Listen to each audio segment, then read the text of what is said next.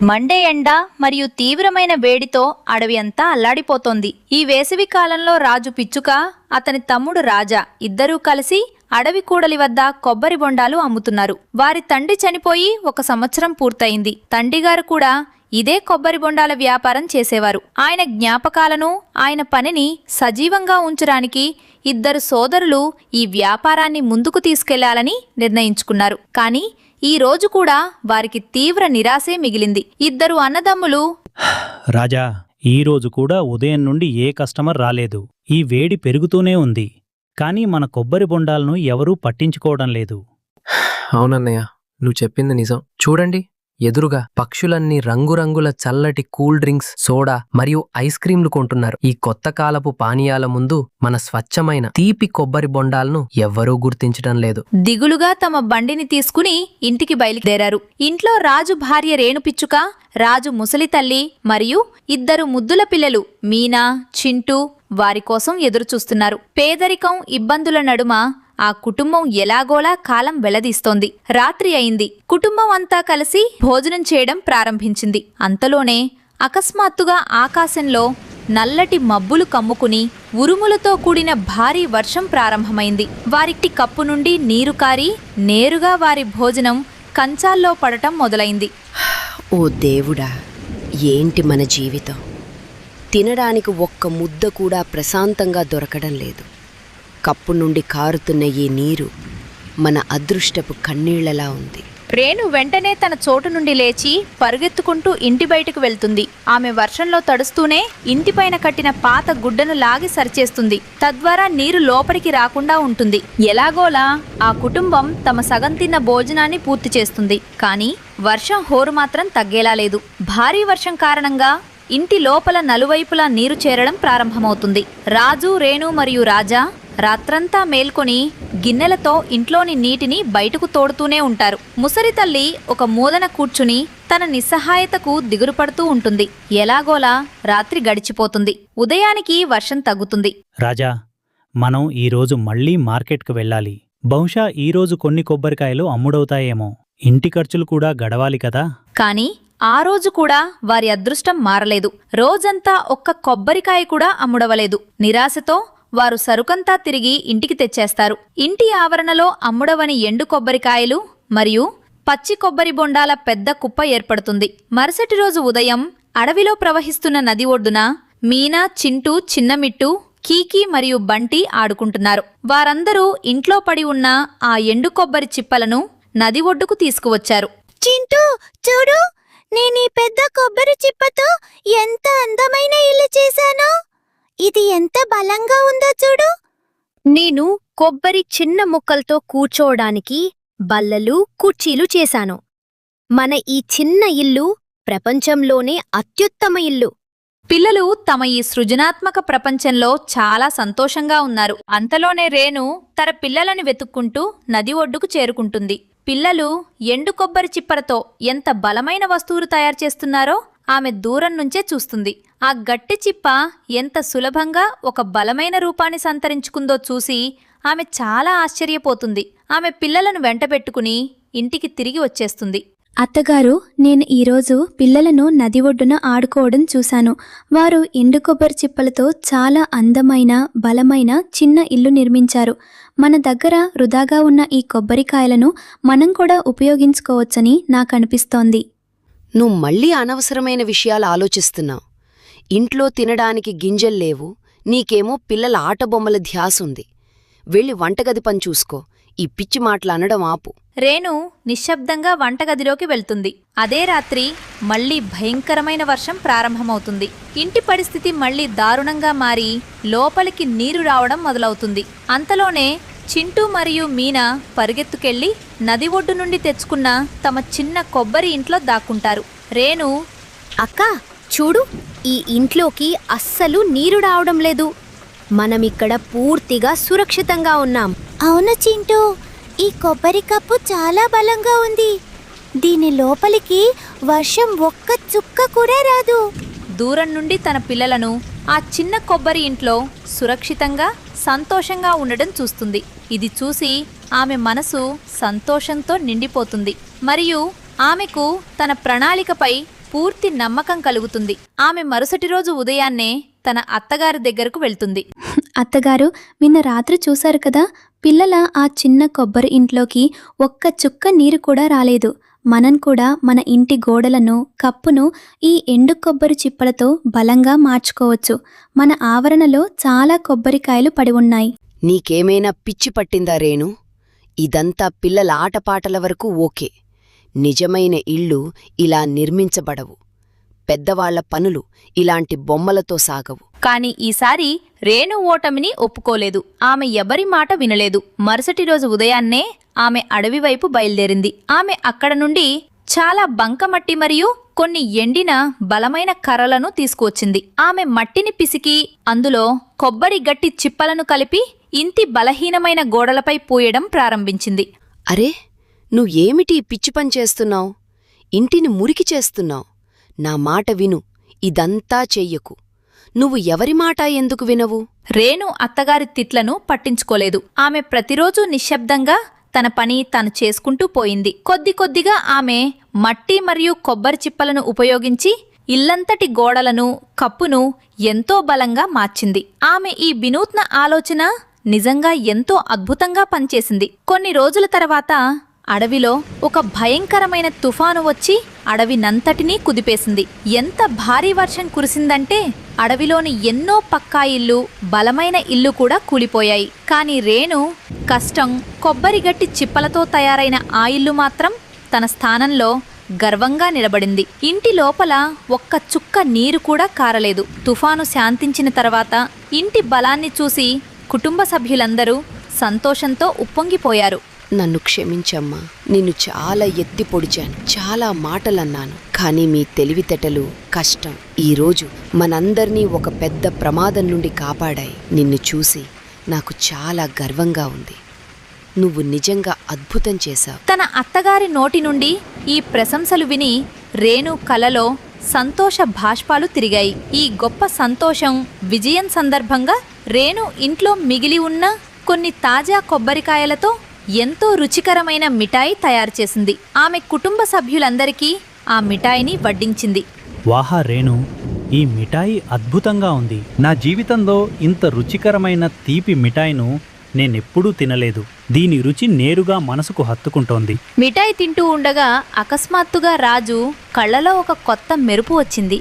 అతనికి ఒక అద్భుతమైన ఆలోచన వచ్చింది. రేణు, రాజా, ఒకసారి ఆలోచించండి. ఈ మిఠాయి మనకే ఇంత నచ్చిందంటే అడవిలోని మిగిలిన పక్షులకు ఎంతగా నచ్చుతుందో. ఈ రోజుల్లో ఎవరూ కొబ్బరి బొండాలు తాగడం లేదు, కానీ తీపి తినడం అందరికీ ఇష్టమే. మనం ఇప్పటి నుండి కొబ్బరి బొండాలకు బదులుగా ఈ కొబ్బరి మిఠాయి తయారు చేసి ఎందుకు అమ్మకూడదు? అన్నయ్య, ఇది చాలా మంచి ఆలోచన. మన దగ్గర చాలా కొబ్బరికాయలు ఎలాగూ పడి ఉన్నాయి. మనం వాటితో ఈ రుచికరమైన మిఠాయి తయారు చేసి ఒక కొత్త వ్యాపారం ప్రారంభించవచ్చు. కుటుంబంలోని వారందరికీ ఈ ఆలోచన ఎంతగానో నచ్చింది. మరుసటి రోజు నుంచే రేణు ఇంట్లోనే ఎన్నో రుచికరమైన కొబ్బరి మిఠాయిలను తయారు చేయడం ప్రారంభించింది. రాజు మరియు రాజా తమ ఆ పాత బండినే శుభ్రం చేసి దాన్ని అలంకరించి దానిపై కొబ్బరి మిఠాయిలను ఉంచి మార్కెట్కు చేరుకున్నారు. రండి రండి, తాజా మరియు తీపి కొబ్బరి రుచికరమైన మిఠాయిని తినండి. నోట్లో వేసుకోగానే కరిగిపోయే మిఠాయి. ఒక్కసారి తింటే మళ్ళీ మళ్ళీ వస్తారు. అడవిలోని పక్షులు ఆ కొత్త మిఠాయి సువాసన చూడగానే తమను తాము ఆపుకోలేకపోయాయి. ఒకరి తర్వాత ఒకరుగా పక్షులన్నీ వారి బండి దగ్గరకు రావడం మొదలుపెట్టాయి. ఆ మిఠాయి తిన్న ప్రతి ఒక్కరూ దానికి ఫిదా అయిపోయారు. ఇప్పుడు వారి ఇంట్లో డబ్బుకు ఎలాంటి కొరత లేదు. ఇల్లు కూడా బలంగా మారింది. వ్యాపారం కూడా బాగా సాగుతోంది. రాజు, రేణు, రాజా, ముసలి తల్లి మరియు 2 పిల్లలు ఇప్పుడు ఎలాంటి చింత లేకుండా సంతోషంగా తమ జీవితాన్ని గడపడం ప్రారంభించారు.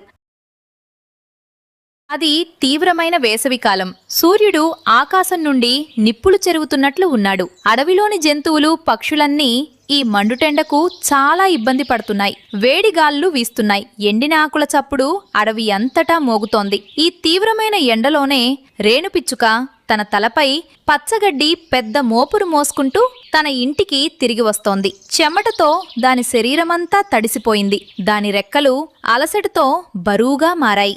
దారిలో అది వేడికి విలవిలలాడిపోతోంది. కాని దానికి తన కుటుంబం గురించిన బెంగ ఉండటంతో ఆగకుండా తన ఇంటివైపే సాగిపోతోంది. రేణు చెమటతో ముద్దయి ఎలాగోలా తన ఇంటికి చేరుకుంటుంది.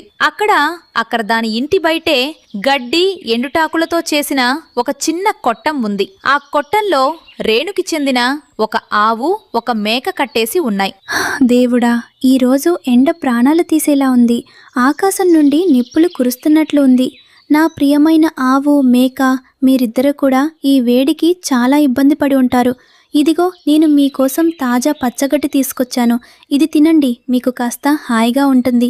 రేణు తన ఆవు, మేకల ముందు పచ్చగడ్డి వేస్తుంది. అవి రెండు ఆకలితో ఉండడంతో వెంటనే గడ్డి తినడం ప్రారంభిస్తాయి. రేణు వాటిని ప్రేమగా నిమురుతుంది. రేణు ఇంటి ఖర్చులన్నీ ఈ ఆవు, మేకలపైనే ఆధారపడి ఉన్నాయి. అది ప్రతిరోజు వీటి తాజా పాలను అడవిలోని మార్కెట్లో అమ్మి వచ్చేది. ఆ పాల ద్వారా వచ్చే డబ్బుతోనే దాని ఇంటి ఖర్చులన్నీ గడిచేవి. కానీ ఈ సమయంలో రేణు ఇంటి పరిస్థితి చాలా అధ్వానంగా ఉంది. ఈదురుగాలులు, తుఫాను వల్ల దాని ఇంటి పైకప్పు సగం ఎగిరిపోయింది. ఇంటి లోపలికి మండుటెండ నేరుగా పడుతోంది. ఇంటి ఒక మూలలో దాని అనారోగ్యంతో ఉన్న భర్త రాజు పడుకుని ఉన్నాడు. తీవ్రమైన వేడి, ఎండ వల్ల రాజు పరిస్థితి మరింత క్షీణిస్తోంది. అతడు నొప్పితో వేడికి మూలుగుతున్నాడు. రేణు, వచ్చావా కోడలా? చూడు, రాజు పరిస్థితి ఎంత ఘోరంగా ఉందో. వేడికి అతని శరీరం కాలిపోతోంది. నువ్వు త్వరగా పొయ్యి వెలిగించి తినడానికి ఏమైనా చెయ్యి. రాజు ఉదయం నుండి ఏమీ తినలేదు. అతనికి అన్నం తినిపించి త్వరగా మందులు కూడా వెయ్యాలి. లేకపోతే అతని ఆరోగ్యం మరింత క్షీణిస్తుంది. అలాగే అత్తగారు, నేను ఇప్పుడే వంట చేస్తాను. నేను ఈ ఉదయం మార్కెట్కి వెళ్ళి పాలు అమ్మి వచ్చాను. ఆ డబ్బులతో ఇంటికి కాస్త సరుకులు తీసుకొచ్చాను. నేను కాళ్ళు, చేతులు కడుక్కుని త్వరగా వంట పూర్తి చేస్తాను. మీరు చింతించకండి, నేను రాజుగారిని బాగా చూసుకుంటాను. రేణు త్వరగా సరుకులు తీసి వంట చేయడానికి సిద్ధమవుతుంది. అక్కడ రాజు తన అనారోగ్యాన్ని, ఇంటి దయనీయమైన పరిస్థితిని చూసి చాలా బాధపడుతున్నాడు. తాను తన కుటుంబం కోసం ఏమీ చేయలేకపోతున్నానని, భారమంతా రేణు భుజాలపైనే పడిందని అతడు భావిస్తున్నాడు. నన్ను క్షమించు రేణు, నా వల్ల నువ్వు ఇంత కష్టం అనుభవించాల్సి వస్తోంది. నా భార్య, నా కుటుంబం కోసం ఏమీ చేయలేకపోతున్న నేను ఎలాంటి భర్తను? నా అనారోగ్యం నన్ను పూర్తిగా నిస్సహాయుడిగా మార్చేసింది. నువ్వు రోజంతా బయట కష్టపడతావు, ఇంటికి వచ్చినా ప్రశాంతంగా విశ్రాంతి తీసుకోలేవు. మీరేంటి అలా మాట్లాడుతున్నారు? మీరు నా భర్త. కుటుంబంలో కష్టసుఖాలు సహజమే కదా. అనారోగ్యం ఎవరికైనా రావచ్చు. ఇందులో మీ తప్పేమీ లేదు. మీరు అస్సలు దిగులు పడకండి. మీరు చాలా త్వరగా కోలుకుంటారు. మనమందరం కలిసి ఈ కష్టకాలాన్ని దాటుదాం. మీరు కేవలం మీ ఆరోగ్యం జాగ్రత్తగా చూసుకుంటూ సమయానికి మందులు వేసుకోవాలి. రేణు మామగారు కూడా కుటుంబాన్ని పోషించడానికి ఎంతో కష్టపడేవారు. ఆయన ప్రతిరోజు ఉదయాన్నే లేచి అడవికి వెళ్లేవారు. అక్కడ కట్టెలు నరికే పని చేసేవారు. నరికిన కట్టెలను మార్కెట్లో అమ్మేవారు. అక్కడి నుంచి వచ్చే ఆ కొద్దిపాటి డబ్బులన్నీ రాజు ఖరీదైన మందులకే సరిపోయేవి. ఇంట్లో తీవ్రమైన ఆర్థిక ఇబ్బందులు ఉండేవి. రేణు వంట చేయడం కోసం మట్టి పొయ్యి వెలిగించింది. కాని కట్టెలు పచ్చిగా ఉండటంతో పొయ్యి నుంచి పొగ దట్టంగా రావడం ప్రారంభమైంది. ఆ పొగ నేరుగా రాజు పడుకుని ఉన్న మూలకు వెళ్లసాగింది. ఆ పొగ వల్ల అనారోగ్యంతో ఉన్న రాజు గట్టిగా దగ్గసాగాడు. రేణు, నాకు గట్టిగా దగ్గు వస్తోంది. నా గొంతు ఎండిపోతోంది. నాకు కాస్త నీళ్ళివ్వు. అత్తగారు, ఇంట్లోని కుండలో ఒక్క చుక్క నీరు కూడా లేదు. నేను ఉదయమే నీళ్ళన్నీ వాడేశాను. మీరు రాజుగారి దగ్గర కూర్చోండి. నేను వెంటనే కుండ తీసుకుని అడవిలోని బావి నుండి నీళ్లు పట్టుకొస్తాను. రేణు త్వరగా ఖాళీ కుండను తీసుకుని అడవిలోని బావి వైపు పరుగెడుతుంది. వేడికి దాని గొంతు కూడా ఎండిపోతోంది. కాని దానికి తన భర్త గురించిన చింతే ఎక్కువగా ఉంది. అది బావి దగ్గరకు చేరుకోగానే అక్కడ అడవికి చెందిన దుష్టుడు బాలుకాకి, అతని భార్య గౌరీకాకి కూర్చుని ఉండటం చూస్తుంది. వారిద్దరూ ఆ బావిని తమ ఆధీనంలోకి తీసుకుని అడవిలోని ఏ పక్షికి ఉచితంగా నీరు ఇవ్వడం లేదు. వారు ప్రతి పక్షి నుండి నీటికి బదులుగా డబ్బులు అడుగుతున్నారు. ఆగురేను, కుండ పట్టుకుని ఎక్కడికెళ్తున్నావు? ఇప్పుడు ఈ బావి నీళ్లు ఉచితంగా దొరకవని నీకు తెలీదా? కుండ నిండా నీళ్లు కావాలంటే ముందు డబ్బులు తీ. డబ్బులు లేకపోతే ఇక్కడి నుండి ఒక చుక్క నీరు కూడా తీసుకెళ్ళనివ్వను. చాలా బాగా చెప్పారు బాలుగారు. ఈ బావి ఇప్పుడు మనది. ఉచితంగా నీళ్ళివ్వడం చాలా ఎక్కువైంది. ఇటు తీరేను, త్వరగా డబ్బులివ్వు. లేకపోతే నీ ఖాళీ కుండ పట్టుకుని నీ ఇంటికి తిరిగిపో. బాలు, అన్నయ్య, మీరిలా ఎలా చేయగలరు? నీళ్లు అడవిలోని పక్షులన్నింటికీ చెందినవి. వీటిపై ఒక్కరికే హక్కు ఎలా ఉంటుంది? నా భర్త తీవ్రమైన అనారోగ్యంతో ఉన్నారు. ఇంట్లో చుక్క నీరు కూడా లేదు. ప్రస్తుతానికి నా దగ్గర మీకు ఇవ్వడానికి డబ్బులు లేవు. నీ భర్త అనారోగ్యంతో నాకు ఎలాంటి సంబంధం లేదు. నా నియమం అందరికీ ఒకటే. డబ్బులివ్వు, నీళ్లు తీసుకో. డబ్బులు లేకపోతే ఇక్కడి నుండి మాట్లాడకుండా వెళ్ళిపో. నా సమయం వృధా చేయకు. రేణుకి బాలు గౌరీల కఠినమైన మాటలపై చాలా కోపం వస్తుంది. కానీ అది నిస్సహాయురాలైపోతుంది. వారిద్దరూ చాలా బలమైన వారు కావడం వల్ల రేణు వారితో పోరాడలేకపోతుంది. రేణు ఎంతో దిగులుపడి తన ఖాళీ కుండను పట్టుకుని ఏడుస్తూ ఇంటికి తిరిగి వచ్చేస్తుంది. అత్తగారు, బాలు గౌరిబావిని ఆక్రమించుకున్నారు. వాళ్ళు డబ్బులు లేకుండా ఎవరినీ నీళ్లు పట్టుకోనివ్వడం లేదు. నా దగ్గర డబ్బులు లేవని నన్ను నీళ్లు తీసుకోనివ్వలేదు. ఇప్పుడు మనం ఏం చేద్దాం? ఇంట్లో నీళ్లు కూడా లేవు. దేవుడా, ఈ బాలు గౌరీ ఎంత దుష్టులో! కష్టకాలంలో కూడా ఇతరులని ఇబ్బంది పెడుతున్నారు. ఇప్పుడు మనం నీళ్లు ఎక్కడి నుండి తెస్తాం?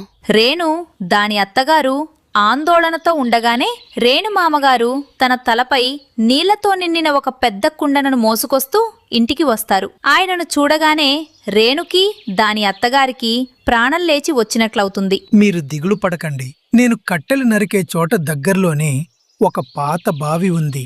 బాలు ఈ బావిని ఆక్రమించుకున్నాడని నాకు తెలిసింది. అందుకే నేను వస్తూ అక్కడ్నుంచే నీళ్లు పట్టుకొచ్చాను. ఇదిగో కోడలా, త్వరగా రాజుకి నీళ్లు తాపించు.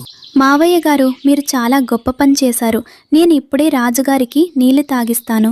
రేణు నీళ్లను వేడి చేస్తుంది. రేణు త్వరగా రాజుకి నీళ్లు తాగిస్తుంది. దానివల్ల అతని దగ్గు తగ్గి అతనికి ఉపశమనం లభిస్తుంది. రాత్రి కాగానే అందరూ నిద్రపోతారు. మరుసటి రోజు ఉదయం రేణు నిద్రలేవగానే అది బయట కొట్టం వైపు వెళ్తుంది. అంత తీవ్రమైన వేడి ఉన్నప్పటికీ తన ఆవు మేక కొట్టంలో చాలా ప్రశాంతంగా నిద్రపోవడం చూస్తుంది. వాటికి అస్సలు వేడి తగలడం లేదు. అది చూసి రేణుకి చాలా ఆశ్చర్యం వేస్తుంది. అది కొట్టం లోపలికి వెళ్లి చూడగా బయటికంటే లోపల ఉష్ణోగ్రత చాలా చల్లగా ఉన్నట్లు గ్రహిస్తుంది. ఎందుకంటే ఆ కొట్టం పూర్తిగా గడ్డి ఎండుటాకులతో తయారై ఉంది. అరే వా, ఈ కొట్టం లోపల ఎంత చల్లగా ఉందో! బయట అంత తీవ్రమైన ఎండ ఉన్నా గడ్డి వల్ల లోపల అస్సలు వేడి అనిపించడం లేదు. నా ఆవు మేక ఎంత హాయిగా నిద్రపోతున్నాయో! ఈ గడ్డి ఇంత చల్లదనాన్ని ఇవ్వగలిగినప్పుడు నా ఇంటిని కూడా ఇలాగే ఎందుకు తయారు చేసుకోకూడదు?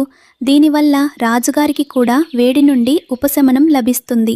రేణుకి ఒక మంచి ఉపాయం తడుతుంది. అది వెంటనే పని ప్రారంభిస్తుంది. అది మొదట ఇంటి గోడలన్నిటికీ తడిమట్టిని బాగా పూస్తుంది. మట్టి మందపాటి పొరను వేసిన తర్వాత అది ఇంటి విరిగిపోయిన పైకప్పు గోడలపై చాలా పచ్చగడ్డి ఎండుటాకులను పరుస్తుంది. రేణు ప్రతిరోజు అడవికి దగ్గరలో ఉన్న చెరువు నుండి నీటిని మోసుకొచ్చి ఆ నీటిని తన ఇంటి పైకప్పు గోడలపై ఉన్న గడ్డి మట్టిపై చల్లుతుంది. నీరు మట్టి వల్ల ఆ గడ్డి ఎప్పుడూ పచ్చగా తాజాగా ఉంటుంది, ఎండిపోదు. ఇప్పుడు నా ఇల్లు భలే చల్లగా ఉంటుంది. మట్టి తడిగడ్డి వల్ల బయటి వేడి గాలులు లోపలికి రావు. ఈ ఉపాయం చాలా బాగా పనిచేస్తుంది. రేణు కష్టానికి ఫలితం దక్కుతుంది. ప్రతిరోజు చెరువు నీరు చల్లడం వల్ల మట్టిలో తేమ నిలిచి ఉండి ఇంటిపై ఉన్న గడ్డి మరింత పచ్చగా మారి అందులో కొత్త గడ్డి మొలకెత్తడం ప్రారంభిస్తుంది. ఇంటి లోపల ఇప్పుడు అస్సలు వేడి అనిపించడం లేదు. బయట ఎంత తీవ్రమైన ఎండ ఉన్నా రేణు ఇల్లు లోపల ఏదో చల్లని రాజమహల్లా అనిపిస్తుంది. రాజుకి కూడా ఇప్పుడు చాలా ఉపశమనం లభించి చల్లని వాతావరణంలో అతని ఆరోగ్యం వేగంగా మెరుగుపడసాగుతుంది. అత్తగారు, ఇక మనకి బాలుబావితో అవసరం లేదు. నేను చెరువు నీళ్లే పట్టుకొస్తాను. మనం ఆ నీటిని బాగా కాచుకొని తాగటానికి మిగతా ఇంటి పనులకు మాడుకుందాం. కోడలా, నువ్వు చాలా తెలివైన పని చేశావు. ఇప్పుడు మన ఇల్లు కూడా చల్లగా ఉంటుంది. మనం ఆ దురాశగల కాకుల ముందు చేతులు చాచాల్సిన అవసరం కూడా ఉండదు. రేణు దాని కుటుంబం ఇప్పుడు చెరువు నీటినే ఉపయోగించడం ప్రారంభిస్తారు. రేణు నీటిని కాచి వడపోసి శుభ్రం చేస్తే తర్వాత అందరూ దానిని తాగేవారు. అడవిలోని మిగిలిన పక్షులు రేణు యొక్క ఈ చల్లని గడ్డి ఇల్లు చెరువు నీటి ఉపాయం గురించి విన్నప్పుడు అవి చాలా ప్రభావితమయ్యాయి. వేడికి ఇబ్బంది పడుతున్న పక్షులన్నీ రేణు చిట్కాను పాటించాయి. అందరూ తమ ఇళ్లపై మట్టి గడ్డి వేసి చెరువు నీటిని ఉపయోగించడం ప్రారంభించారు. ఇప్పుడు అడవిలోని ఏ పక్షి కూడా బాలుకాకి గౌరీకాకిల బావి నుండి నీటిని కొనడానికి వెళ్లడం లేదు. బావి దగ్గర ఇప్పుడు నిర్మానుష్యంగా నిశ్శబ్దంగా మారింది. గౌరీ, ఇదేమిటి ఇలా జరిగింది? ఇప్పుడు ఏ పక్షి కూడా మన దగ్గరకు నీళ్లు పట్టుకోవటానికి రావటం లేదు. మన సంపాదన అంతా ఆగిపోయింది. అవును బాలుగారు, ఆ రేణు మన వ్యాపారాన్నంతటినీ నాశనం చేసింది. ఇప్పుడు మనకి డబ్బులు ఎవరిస్తారు? మన దురాశకి తగిన ఫలితం లభించింది. బాలు గౌరీకి తాము చేసిన పనికి పశ్చాత్తాపం కలగడం ప్రారంభమైంది. కాని అప్పటికే చాలా ఆలస్యమైపోయింది. వారి అహంకారం అణిగిపోయింది. మరోవైపు రేణు సమయస్ఫూర్తి, కష్టం దాని కుటుంబాన్ని కాపాడాయి. దాని భర్త రాజు కూడా ఇప్పుడు పూర్తిగా కోలుకున్నాడు. ఈ విధంగా రేణు తన కుటుంబం అంతటితో కలిసి ఆ అందమైన చల్లని గడ్డి ఇంట్లో సంతోషంగా జీవితాన్ని గడపసాగింది.